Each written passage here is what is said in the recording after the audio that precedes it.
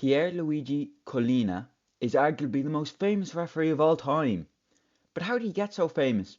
And how did he stand strong in the face of corruption? Collina was born in 1960 to a mother who was a teacher and a father who worked in the Department of Defense. He took an interest in both football and surprisingly basketball. He has supported the Italian basketball team Fortitudo Bologna since he was young, and the football team Lazio, though he never let that get in the way of his refereeing. He wanted to become a professional footballer, but began refereeing after taking the advice of a friend who thought Collina would be a good fit for it. And by God, he was. He quickly rose through divisions while completing a degree in economics and his mandatory military service. Then, when he was just 20 years old, he was diagnosed with a form of alopecia and lost all his hair in a matter of days. Officials were worried that this would affect his confidence as he was about to start refereeing Serie A and Serie B matches, the highest tier in Italian football. If anything, his new bald look and bright blue eyes added to his menacing presence and earned him the nickname Kojak, after the TV detective of the same name. Soon after he started refereeing in Serie A, he was added to the official FIFA list of referees.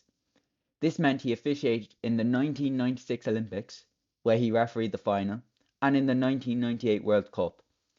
He refereed the Champions League final in 1999, an incredibly close match that saw 3 goals come from set pieces. If Collina had made one wrong call, the match may have gone a completely different way. In the end, Manchester United beat Bayern Munich in stoppage time with 2 last gasp goals from corners.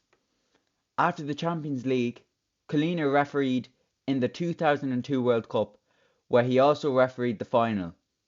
Brazil beat Germany in the final, and who was in Germany's goal?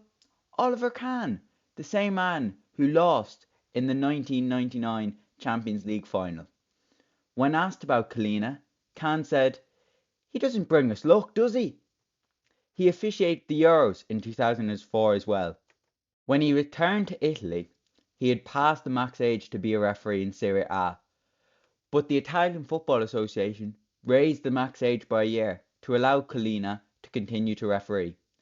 But Collina had a falling out with the Italian Football Association over a sponsorship deal he acquired, which the association saw as a conflict of interest. After that, Collina decided to retire.